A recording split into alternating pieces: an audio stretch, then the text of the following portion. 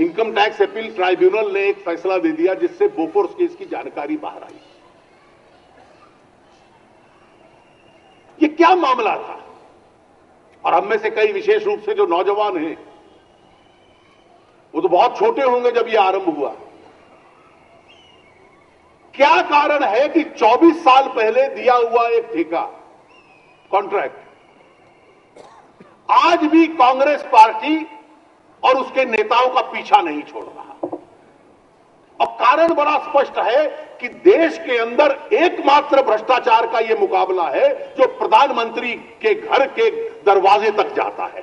मनमोहन सिंह जी कह रहे हैं 2010 भ्रष्टाचार का वर्ष था, तो 2011 कवर अप का वर्ष होगा। इस सरकार के लिए it will be a year of cover up. पहले हम छोटे छोटे उदाहरण सुनते थे कि किसी ने हजारों में या लाखों में कुछ ले लिया, अब तो आंकड़े समझ में नहीं आ रहे। All right, now it's not really the year of cover up. The fact remains that some action has been taken. Some action has been taken. You know, people have been questioned and so on and so forth. Mr. Shahid Balwa is in custody, likely to come out soon enough. And of course, now we hear that lots of other actions being taken all over the place. It's almost as if the CBI has gone on an inquiry spree. They are investigating everybody, talking to everybody, just about picking up everybody and throwing people in jail. There's Raja, there's Shahid Balwa, and there's every possibility that the CBI is looking very closely at Mr. Vinod Goenka as well. Now, is that right? Is that being fair? Out of these 7 to 10 other companies that were also involved, why only them? Let's take a look at that again. Let's take a look at DB Realty. Why only Etisalat DB?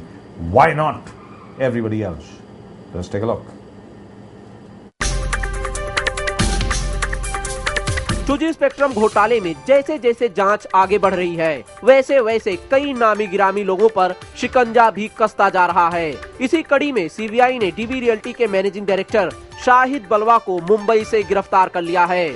अदालत ने बलवा को 2 दिनों की transit remand पर CBI को सौंप दिया है और सीबीआई आगे की पूछताछ के लिए उन्हें दिल्ली ले गई है। शाहिद बलवा 2G स्पेक्ट्रम घोटाले में गिरफ्तार होने वाले चौथे इंसान हैं। आइए आपको बता दें कि क्या आरोप हैं बलवा और उनकी कंपनी डीबी रियल्टी पर। बलवा पर आरोप है कि उन्होंने सस्ते दाम पर स्पेक्ट्रम हासिल कर खाड़ी की एक कंपनी को ऊंची कीमत पर बेच दिया, जिससे उन्हें भारी मुनाफा कमाया। बलवा की कंपनी डीबी रियल्टी, जिसे 2G स्पेक्ट्रम के आवंटन में कथित तौर पर फायदा पहुंचाया गया, जिसके कारण राजकोष को 22,000 करोड़ रुपए का नुकसान हुआ।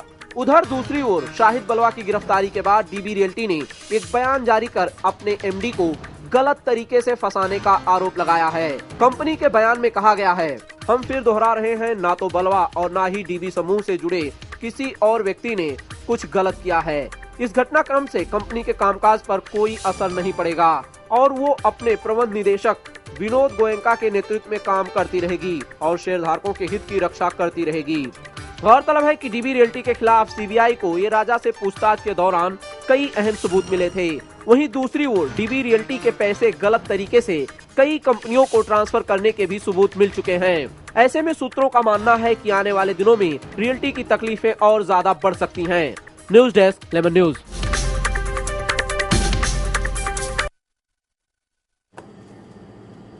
All right, let's listen to Mr. L.K. Advani again. Let's take a look at what L.K. Advani had to say about the Prime Minister.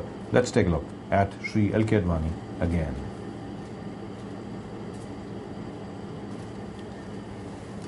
आज के प्रधानमंत्री डॉक्टर मनमोहन सिंह पर दया आती है, गुस्सा नहीं आता, दया आती है। इतना कमजोर प्रधानमंत्री मैंने पहले कभी नहीं देखा। लेकिन मुझे आज के प्रधानमंत्री डॉक्टर मनमोहन सिंह पर दया आती है, गुस्सा नहीं आता, दया आती है। इतना कमजोर प्रधानमंत्री मैंने पहले कभी नहीं देखा। लेकिन मुझे आज के प्रधानमंत्री डॉक्टर मनमोहन सिंह पर दया आती है, गुस्सा नहीं आता, दया आती है। इतना कमजोर प्रधानमंत्री मैंने पहले कभी नहीं देखा। लेकिन मुझे आज के प्रधानमंत्री डॉक्टर मनमोहन सिंह पर दया आती है, गुस्सा नहीं आता, दया आती है। इतना कमजोर प्रधानमंत्री मैंने पहले कभी नहीं देखा। और आज का जो वार्तालाप रहा डॉक्टर मनमोहन सिंह का, एक बार फिर देखने लायक है। Let's look at it again. Is the prime minister really saying anything? क्या प्रधानमंत्री असल में कुछ बोल रहे हैं? क्या कोई नई जानकारी दे रहे हैं? क्या वादा कर रहे हैं कुछ? क्या देश के सम्मुख कुछ कहना चाह रहे हैं? Let's take a look at that again. Let's take a look. भ्रष्टाचार पर बोले मनमोहन, कहा यकीनन हुई है चूक और गठबंधन बनी मजबूरी। घोटालों और भ्रष्टाचार के आरोपों से दो चार हो रही केंद्र की यूपीए सरकार की तरफ से आखिरकार प्रधानमंत्री डॉक्टर मनमोहन सिंह ने अपनी सफाई पेश की है। अरसे बाद अपनी चुप्पी तोड़ते हुए प्रधानमंत्री ने कहा है कि भ्रष्टाचारियों के खिलाफ कड़ी कार्रवाई जरूर होगी। बुधवार को दिल्ली में अपने आवास पर इलेक्ट्रॉनिक मीडिया के संपादकों से रूबरू होते हुए प्रधानमंत्री डॉक्टर मनमोहन सिंह ने न सिर्फ पत्रकारों के सवालों के जवाब दिए बल्कि विपक्ष पर निशाना साधने की पूरी कोशिश भी की। प्रधानमंत्री से जब ये पूछा गया कि आखिरकार भ्रष्टाचार को लेकर सरकार क्या कार्रवाई कर रही है, तो प्रधानमंत्री ने कहा कि किसी भी भ्रष्टाचारी को बिल्कुल बख्शा नहीं जाएगा। हालांकि सरकार के कामकाज के तरीकों में बदलाव की जरूरत को भी प्रधानमंत्री ने माना और अपनी गलती स्वीकार कर ली। लेकिन मनमोहन सिंह ने गठबंधन की कुछ मजबूरियों की ओर इशारा करते हुए सभी आरोपों को दूसरे दलों पर मढ़ने की पूरी कोशिश भी की। मुझे अपनी जिम्मेदारी का एहसास है, इसमें आपको कोई शक नहीं होना चाहिए। लेकिन मेरी कुछ मजबूरियां भी हैं। कोलिशन पॉलिटिक्स में बहुत कुछ सहना पड़ता है।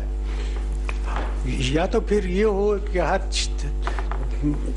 6 महीने में नए इलेक्शन कराए जाए, ऐसा भी करना उचित नहीं होगा। इसलिए some compromises have to be made in managing a coalition government, and those issues therefore I think have to be viewed in the context in which no single party has, I think, emerged which can rule by itself. वहीं जब प्रधानमंत्री से विपक्ष के JPC की मांग को लेकर सवाल किए गए तो उन्होंने कहा कि भारतीय जनता पार्टी का रवैया नकारात्मक है और वो इतने बड़े गुनहगार नहीं है जितना उन्हें बताया जा रहा है। देखिए, मैं ये नहीं कहता कि मुझसे कोई गलती कभी नहीं हुई, लेकिन जैसा कि प्रचार किया जा रहा है, मैं उतना कल्प्रिट नहीं हूँ जितना कि दिखाया जा रहा हूँ, यही मैं कहना चाहता हूँ। और जैसा कि मैंने पहले कहा कि a group of ministers is looking into all aspects of how to deal with corruption. Also, it is not certainly true that we have not dealt with black money problem. The effort is on to sign treaties or to revise treaties which would enable us to get information from the affected countries where this money is stored. We will take all possible measures to control this menace of black money, to bring back to our country the money that is legally ours. घोटालों की जांच JPC से कराने को लेकर प्रधानमंत्री कहते हैं कि उन्होंने कभी भी जेपीसी का विरोध नहीं किया। संसद के बजट सत्र के बाद अपने मंत्रिमंडल में बदलाव करने की बात करते हुए प्रधानमंत्री मनमोहन सिंह ने ये भी कहा कि उनके इस्तीफे का कोई सवाल ही नहीं है और वो बतौर प्रधानमंत्री यूपीए की दूसरी पारी भी बिल्कुल पूरी करेंगे। Well, I think it's too early. I think we have still a long way to go. I think I have to complete this term. खास बात तो ये रही कि प्रधानमंत्री से जब सवाल जवाब का सिलसिला चल रहा था तब किसी ने भी किसानों की आत्महत्याओं का मुद्दा नहीं उठाया और न ही अपने कार्यकाल के दौरान जान गंवा चुके 2 लाख से भी ज्यादा किसानों की मौत पर प्रधानमंत्री ने ही कुछ बोला। लेकिन उधर दूसरी ओर प्रधानमंत्री की प्रेस कॉन्फ्रेंस खत्म होने के तुरंत बाद भारतीय जनता पार्टी की ओर से पार्टी के राष्ट्रीय अध्यक्ष नितिन गडकरी ने कहा कि प्रधानमंत्री को ये साफ करना चाहिए कि आखिर वो कौन सी मजबूरी है जिसके चलते घोटालेबाजों पर कार्रवाई नहीं हो पा रही है। मनमोहन सिंह ने जता दिया है कि वो पूरी तरह से लाचार और बेकार हैं। वो अपने गठबंधन का रोना रो रहे हैं, जबकि हमारी सरकार ने भी देश में गठबंधन में ही काम किया था। उसे भी उतनी ही समस्याओं का सामना करना पड़ा था जिससे आज यूपीए जूझ रही है। लेकिन ना तो हमने कोई राजा स्कैम दिया और ना ही कोई कलमाड़ी या आदर्श। ये सरकार का गठबंधन नहीं बल्कि भ्रष्ट बंधन है। वैसे नितिन गडकरी भाजपा के कोई अकेले नेता नहीं हैं जिन्होंने प्रधानमंत्री पर कमजोर होने का आरोप लगाया है। पार्टी के वरिष्ठ नेता लालकृष्ण आडवाणी ने भी कोलकाता में कुछ यूं ही कहा है। लेकिन मुझे आज के प्रधानमंत्री डॉक्टर मनमोहन सिंह पर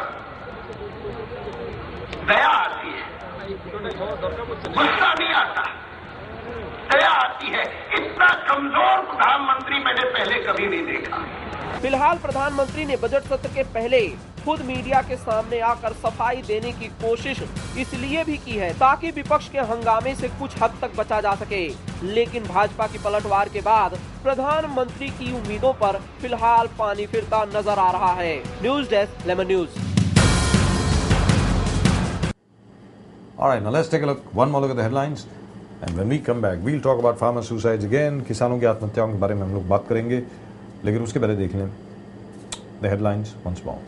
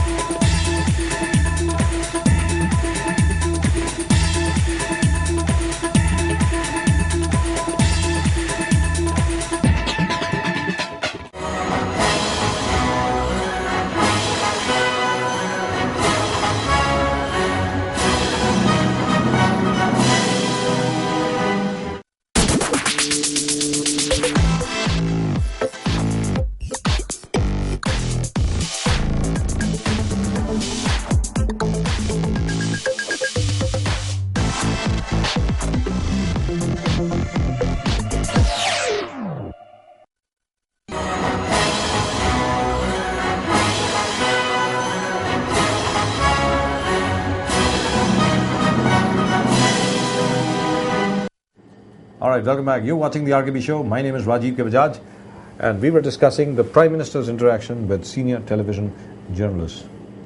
And not one senior television journalist or editor bothered to ask about rural India, bothered to ask about how the rest of the 60% of India lives, bothered to ask about farmers' suicides. According to government estimates, there have been 216,000 farmers' suicides in the last 6 to 8 years. Not one person asked about them. In fact, even as the interaction was going on, 4 farmers committed suicide. Not at that very moment, but that very day. Not one question on that. Not one. Let's take a look at that question again. This is the question for you. ये है सवाल आपके लिए. Do you think we shall start looking at our farmers only when they come out on the street, only when they take to arms, only when they start a movement of their own? Do you think that is the time that we shall pay attention to our farmers? क्या हमारा ध्यान उस वक्त हमारे किसानों पर जाएगा जब हमारे किसान हथियार उठाएंगे, नक्सली बनेंगे, माओवादी बनेंगे, तोड़फोड़ करेंगे, हिंसात्मक गतिविधियां करेंगे, हिंसात्मक आंदोलन करेंगे? क्या तभी हम उन लोगों की बातें गंभीरता से सुनेंगे या उनकी समस्याओं का समाधान ढूंढेंगे? क्या ग्रामीण भारत को सड़क पर आना चाहिए? क्या सिर्फ जीने के हक के लिए अब दोबारा सत्याग्रह करना होगा?